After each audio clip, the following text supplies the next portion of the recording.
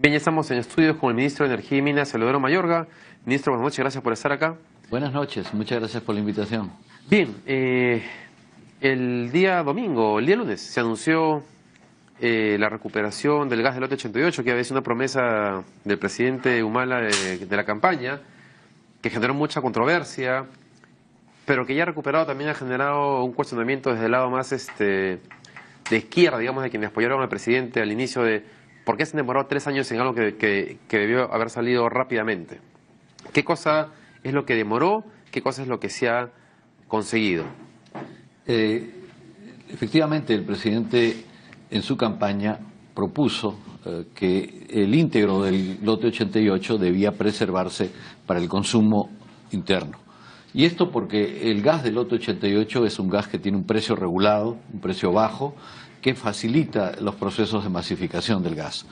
Ahora, esta 2.5 TCF, más o menos el 25% de las reservas probadas del lote 88 fueron dadas como garantía para la exportación de gas. O sea, no se han usado, sino que eran como una garantía de que se iba a poder abastecer en el largo plazo a México. A México, claro, a los mercados externos, ¿no? Bueno, el acuerdo del lote 88 involucra 6 empresas que forman el consorcio productor, involucra las empresas que transportan el gas, que son como 6 o 7 también, dentro de lo que es transportadora de gas del Perú, y las que son dueñas de la planta de liquefacción, en la planta Melchorita. Además, habría que considerar los off-takers, o sea, la empresa que compra el gas y lo transporta al exterior, y los compradores, como el mercado de México en particular. Todas estas empresas debían en sus contratos y en los contratos que les ligan, además los bancos que financiaban esto, acordar que ya la garantía no iba a ser dada por el lote 88, sino por gas de otras formaciones, en particular del lote 56 y el lote 57.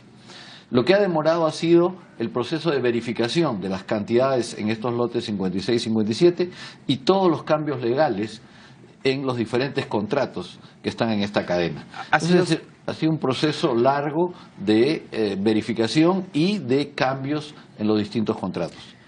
Ha sido, claro, como usted menciona la cantidad de empresas involucradas, uno se imagina que la trama legal debe ser muy compleja. Pero como usted mencionaba, una especulación era, se están demorando porque en realidad, para no generar una controversia, inestabilidad en el sector, están esperando que se descubra más gas en alguna parte para tratar de ponerlo en garantía. Bueno, rápidamente, después que llegó el presidente, hubieron negociaciones y se firmó un acuerdo en el sentido de que no se iba a tocar ninguna molécula de gas del lote 88 para la exportación. El cambio de las garantías ha venido después que se han probado algunos pozos adicionales en estos lotes y sobre todo durante que se ha hecho el trabajo legal.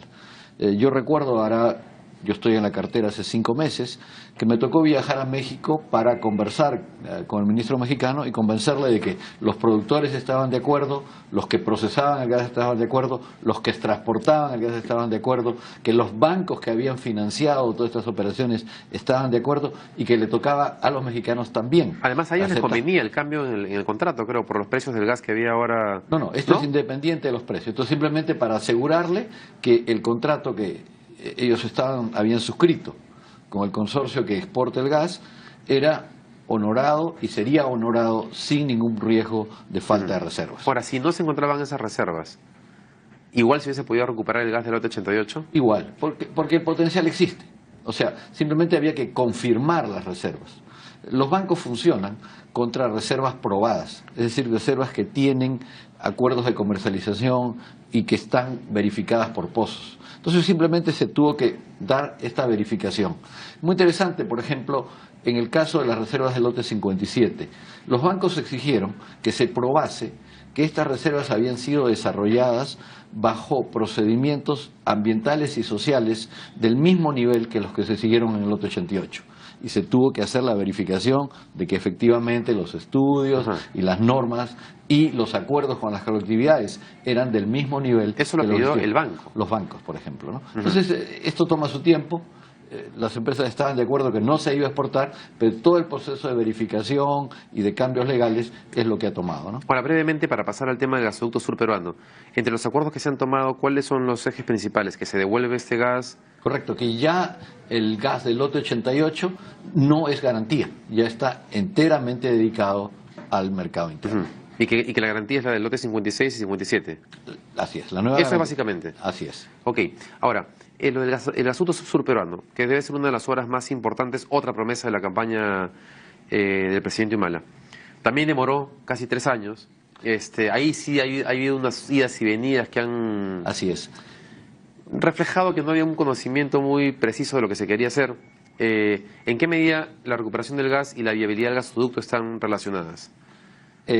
Una de las críticas que tenía el proyecto inicial es que no había un mercado asegurado para que el gasoducto funcione.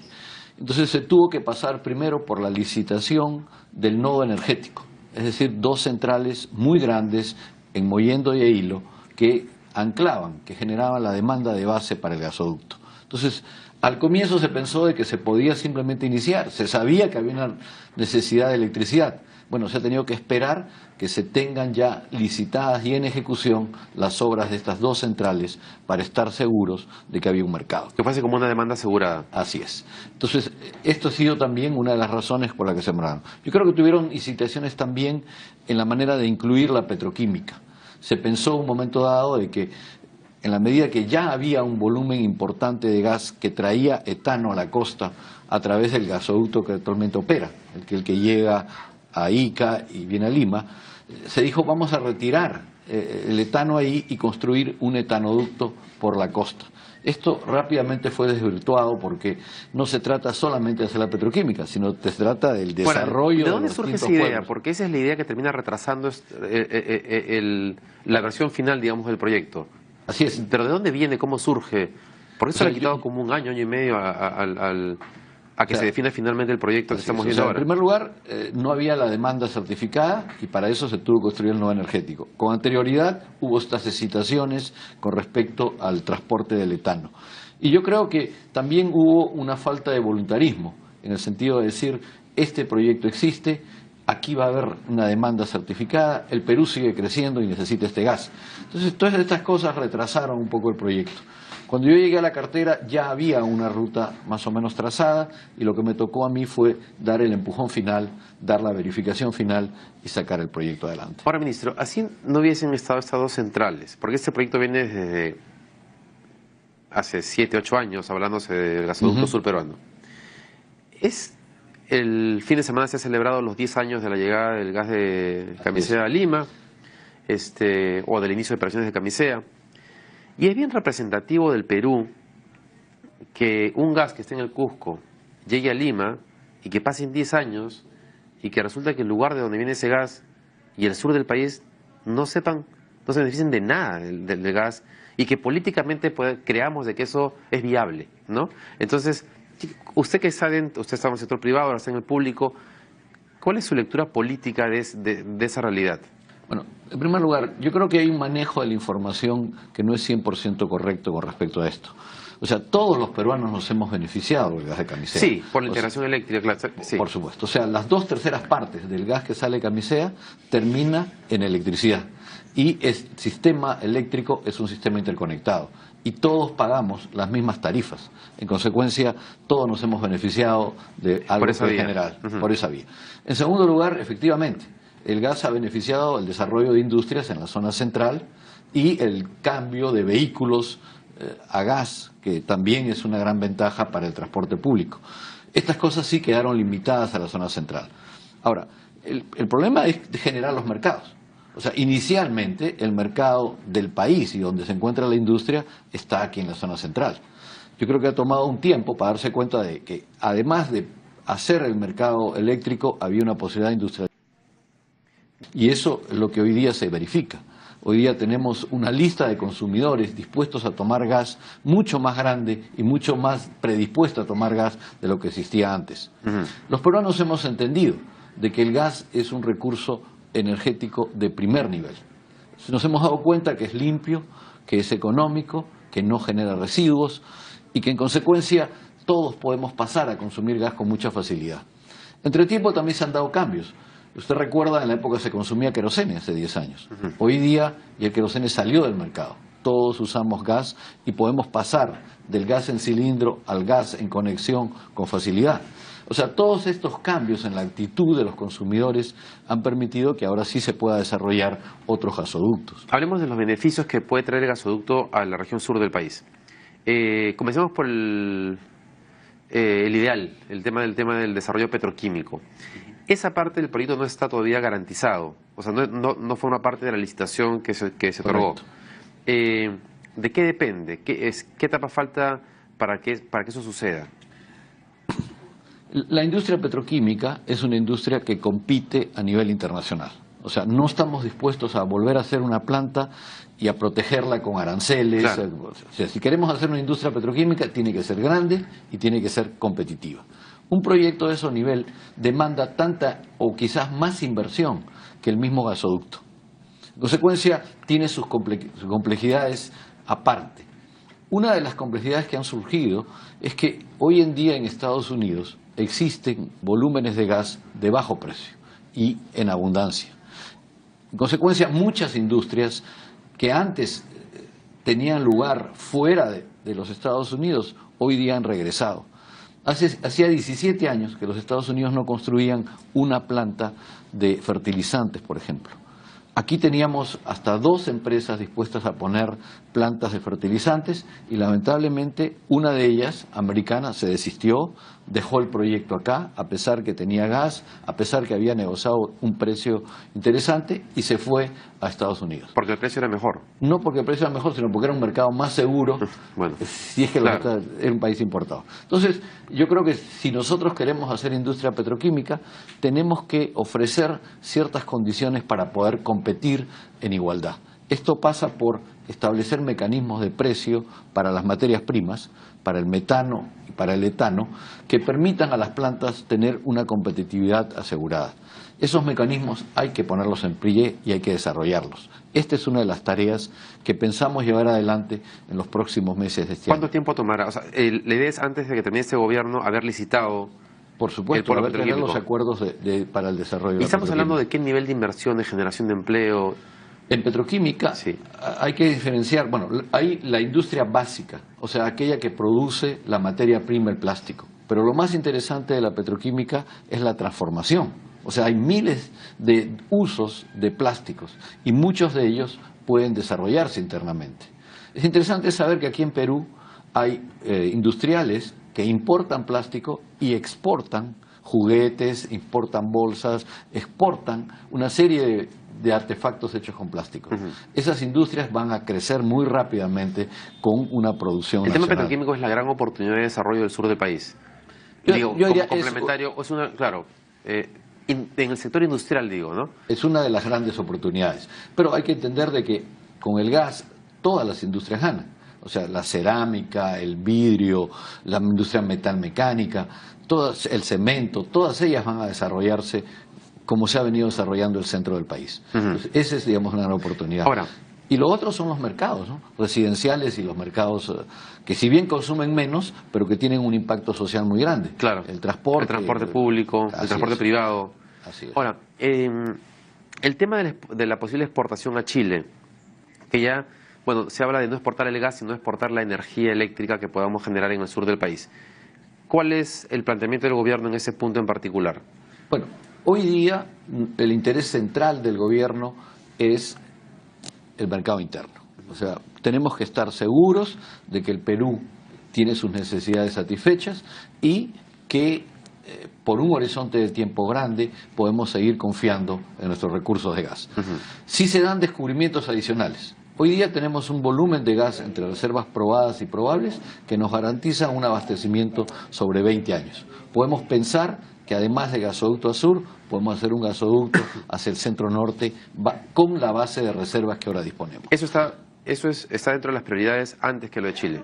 Correcto. Lo del centro-norte. Claro, o sea, si hay un excedente entre tiempo, o sea, si alguien descubre un volumen importante de gas y está dispuesto a poner una central, evidentemente ese gas no se va a exportar al precio barato que estamos consumiendo internamente, o sea, tendrá otros precios, pero el mercado de Chile puede pagarlo y sería una exportación interesante.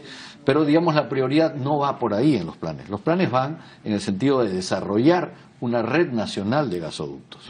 Tenemos que hacer un gasoducto que suba por la costa y que permita interconectarnos con los yacimientos del noroeste. El día que tengamos una red nacional del gas, y este puede ser un proyecto que tome no solo 5 años, sino quizás una década, digamos, vamos a poder hacer uso todos los peruanos de estos recursos.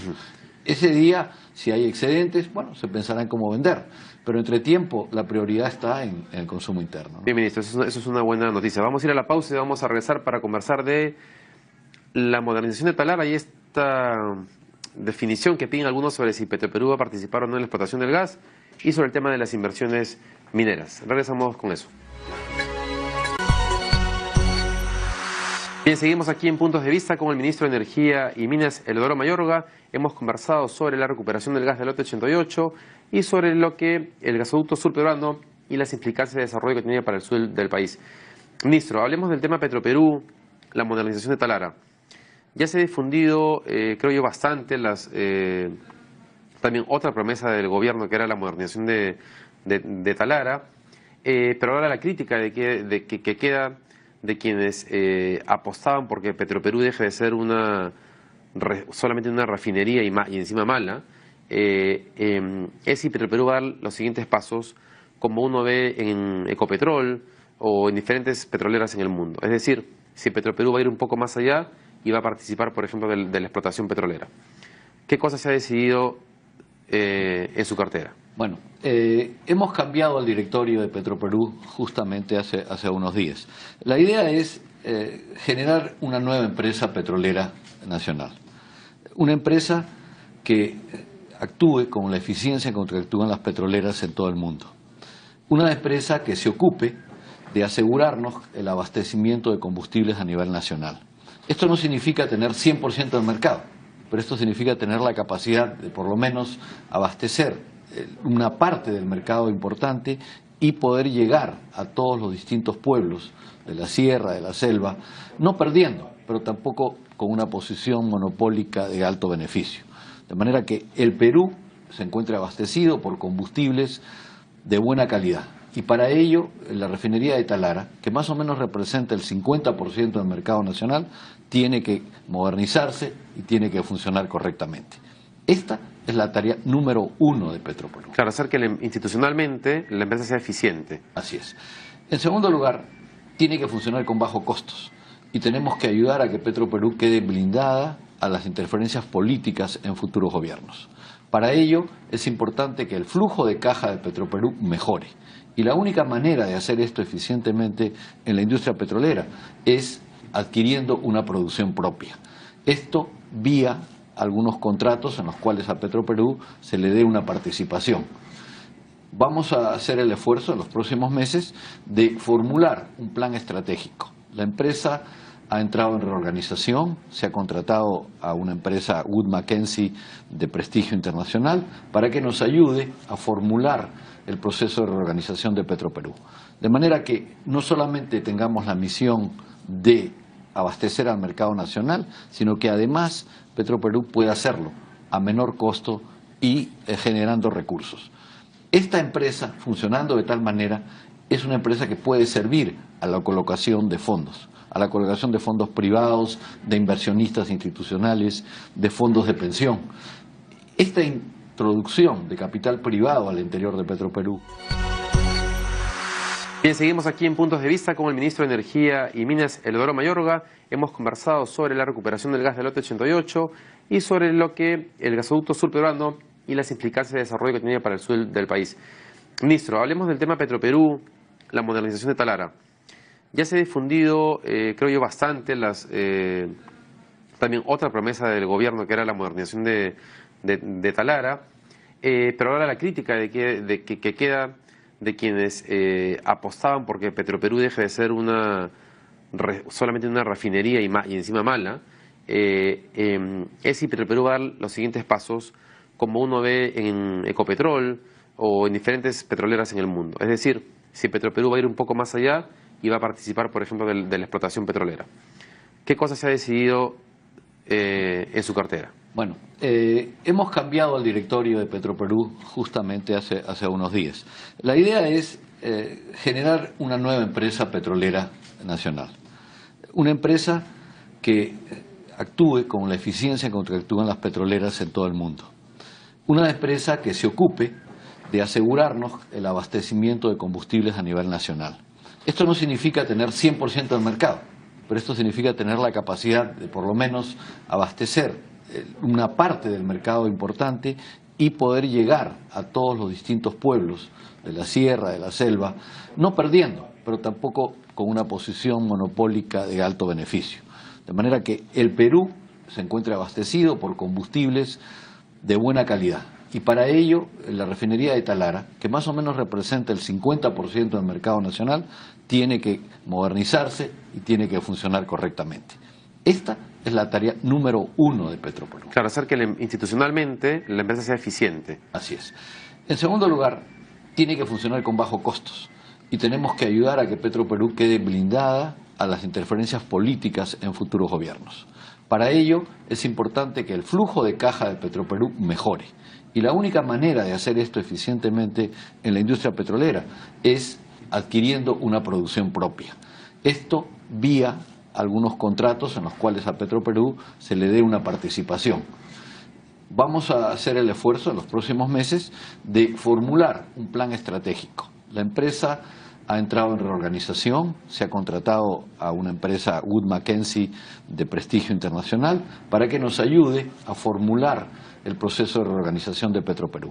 De manera que no solamente tengamos la misión de abastecer al mercado nacional, sino que además Petroperú pueda hacerlo a menor costo y generando recursos. Esta empresa, funcionando de tal manera, es una empresa que puede servir a la colocación de fondos, a la colocación de fondos privados, de inversionistas institucionales, de fondos de pensión. Esta introducción de capital privado al interior de Petroperú, en un porcentaje que inicialmente puede ser del 15-20%. La ley permite hasta 49%, pero en una primera etapa yo creo que podemos avanzar con una parte, va a permitir a Petroperú mantener una operación eficiente en el largo plazo.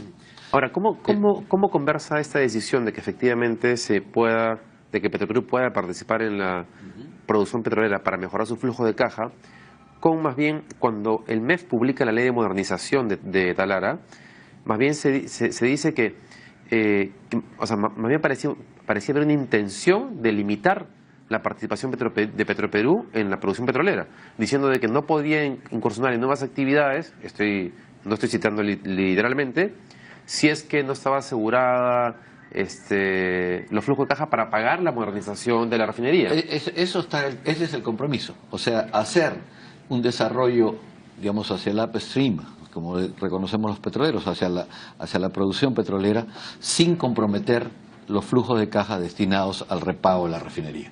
O sea, ese es el reto que tiene actualmente el nuevo directorio. Había un lote que había sido entregado a Petroperú, 64. Ese sería, por ejemplo, el primer caso en el cual Petroperú podría entrar por su bajo riesgo. O sea, en primer lugar, hay también la idea, y es parte de la política, el que Petroperú tenga en los contratos que se están extendiendo en la zona de Talara una participación minoritaria de 25%. Ahí hay producción, ahí no hay que invertir, y que si las inversiones se hacen tendrán un flujo que genere, sin comprometer, como digo, el repago de Talara, unos beneficios a Petroperú y un volumen de crudo para la refinería. Existe también el lote 1AB, que es un lote que regresa.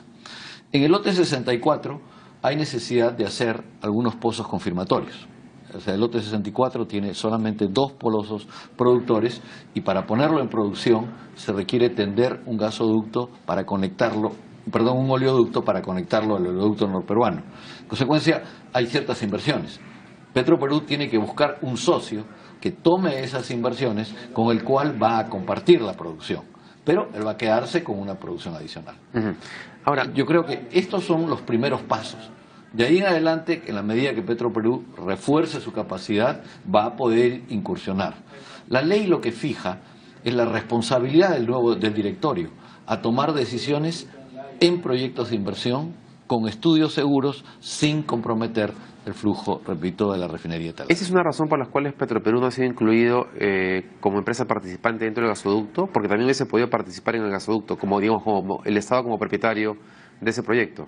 Hubiera podido, pero digamos, la rentabilidad de un gasoducto es una rentabilidad fijada por ley. Ahí no hay un potencial de ganar más, mientras que en las actividades de producción petrolera los precios hoy día permiten ganancias mayores. Los retornos son mucho más altos. Así es. Ok, y por un tema de seguridad energética tampoco convenía que Petroperú estuviese ahí. O sea, un ducto es un ducto que está enterrado dentro del país y funciona en función de lo que transporta para el servicio del mercado nacional. Entonces ahí no hay, digamos, un tema. Hay que construirlo, sí, para tener la seguridad. Entonces, para cerrar ese tema, en los siguientes 12 meses deberíamos ver a Petroperú ya participando en algunos lotes en el país. Por lo menos teniendo un plan claro de cómo va a caminar de aquí en adelante. Ministro, hay un tema interesante también en el cual Petroperú debería participar. Es en el tema de la petroquímica. O sea, alguien tiene que asegurar el abastecimiento de materia prima a la petroquímica de manera competitiva. Y esto pasa por adquirir de los productores en la zona de la selva central el etano y transportarlo y entregarlo de manera competitiva a la planta. En la petroquímica también es necesario desarrollar un complejo, es desarrollar toda la infraestructura de base, el puerto, las centrales eléctricas, el manejo de los desechos, asegurar la seguridad de la zona, y esto generalmente se concesiona. O sea, Petroperú puede ser un agente que reciba el encargo del Estado y sirva de vehículo a concesionar a una empresa especializada el manejo del complejo petroquímico. Entonces, hay tareas en las cuales Petroperú puede facilitar las cosas, puede permitir que proyectos complejos, como es el caso de la petroquímica, se lleven adelante. O sea, estos son los roles que nosotros vemos a Petroperú. Pero es parte de este trabajo de reorganización que hay que planear correctamente. No, es muy interesante porque hace 5 años escuchar ese tipo de posibilidad era casi un tabú en el Perú, no era como ser casi de izquierda. Bueno, yo creo que ha habido un cambio. De la izquierda soviética. No, ha habido un cambio. Yo creo que hay un convencimiento, creo que a nivel político, en el sentido de que cerrar Petroperú o pasarlo 100%, terminar de privatizarlo, esa era una opción no aceptada políticamente. Yo creo que habría que crearle un rol a su medida. No se trata en ningún caso de regresar a un Petroperú monopólico, dueño de todas las estaciones, manejando todo, dueño de todas las refinerías. No, o sea, ese Petroperú ya desapareció en la historia. Vamos al tema que se mencionó en el mensaje del 28 de julio respecto a la privatización de un porcentaje de las empresas eléctricas en manos del Estado.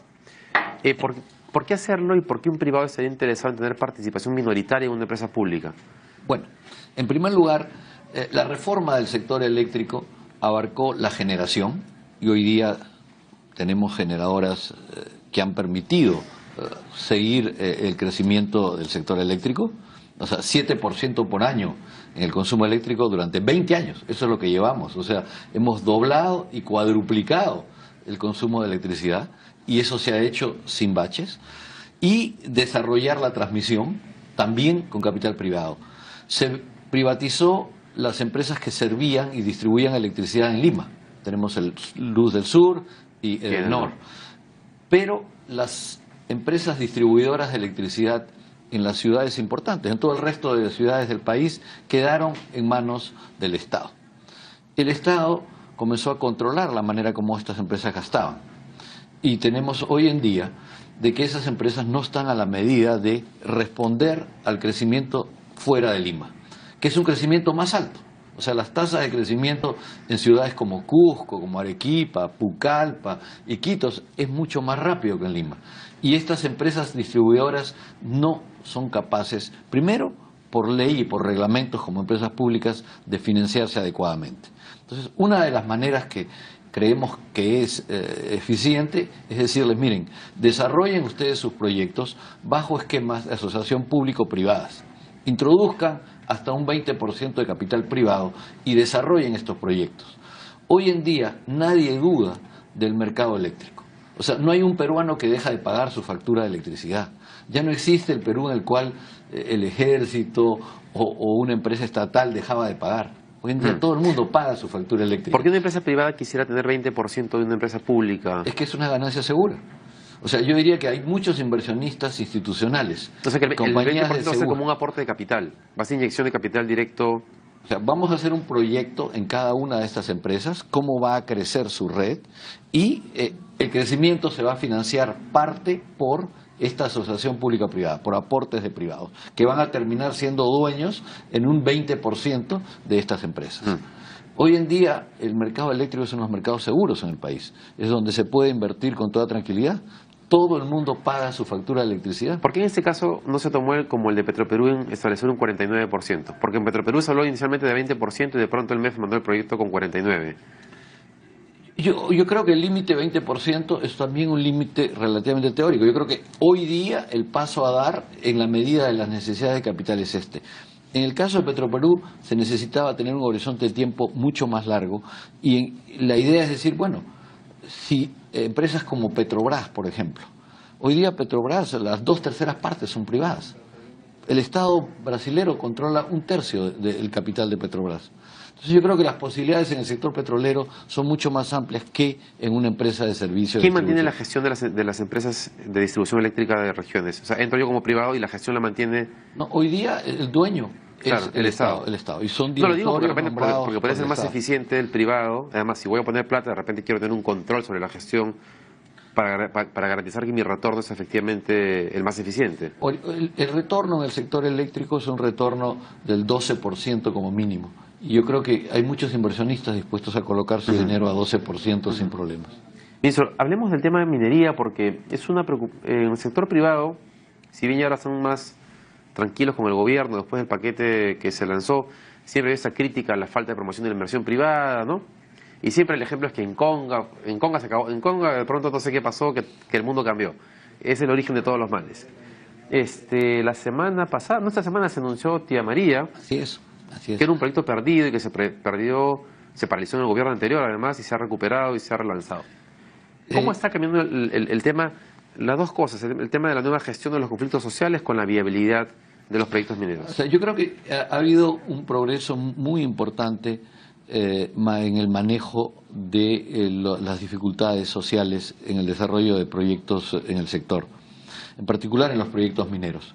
La manera como estamos abordando las cosas ahora es a través de mesas de desarrollo.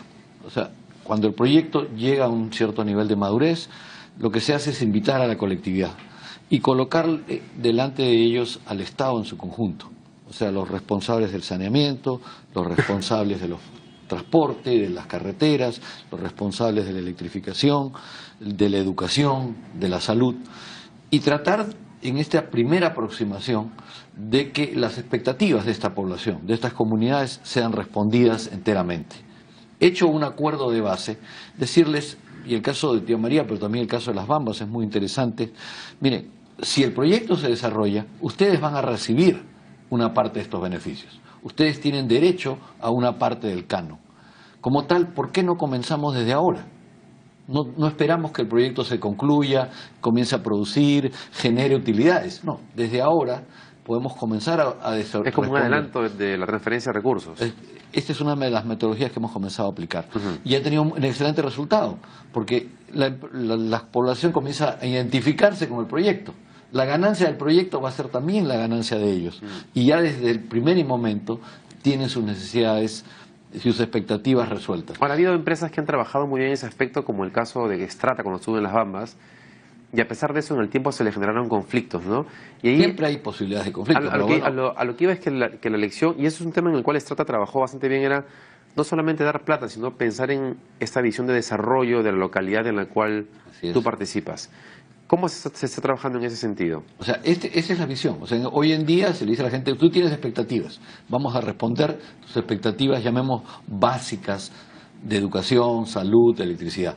Pero de aquí en adelante, tú tienes que formar tu gente, tú tienes que generar proyectos de desarrollo autosostenibles. Entonces vamos a aprovechar la industria minera para comenzar a crear al interior de la colectividad pequeñas industrias, pequeñas y medianas empresas que van a después, aun cuando se termine la actividad minera, seguir trabajando de manera sostenible.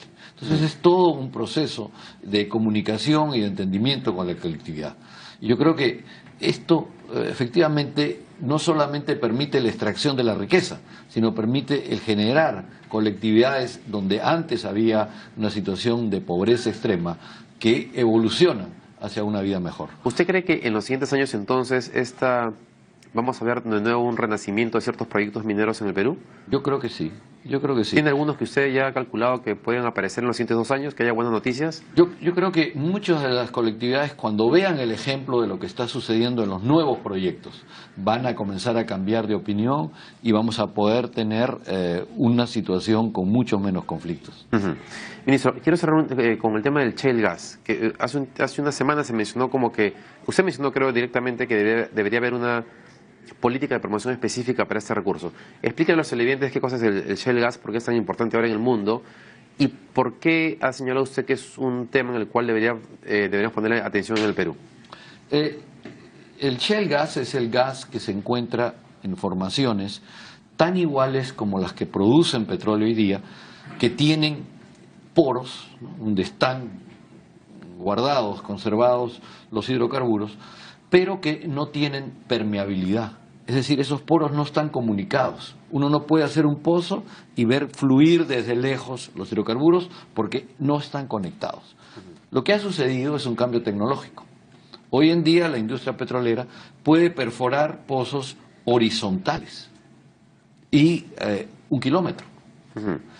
En segundo lugar, la industria es capaz de hacer el fracturamiento, o sea, de introducir arena y agua y fracturar las rocas en esta parte de abajo y poner en producción campos o zonas productoras con hidrocarburos que no estaban posibles de explotar. O sea, hay mucha reserva en el mundo de shale gas. Así es. Que ahora es posible ser explotada. Correcto. ¿Dónde se ha comenzado? En Estados Unidos, donde el propietario del suelo es propietario del subsuelo, donde hay un desarrollo tecnológico mucho más grande en términos de perforación y de actividades de servicio para la industria petrolera. El potencial del Perú es un ejemplo, digamos, porque es muy probable que, por ejemplo, en toda la zona de Talara, junto al petróleo y al gas convencional, existan reservas no convencionales.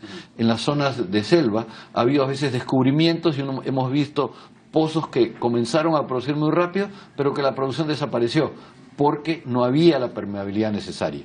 Todas estas zonas tienen que ser reevaluadas. O sea, tenemos que hacer un esfuerzo de reevaluación para tener las reservas de largo plazo. Bien, ministro, muchas gracias por haber estado acá.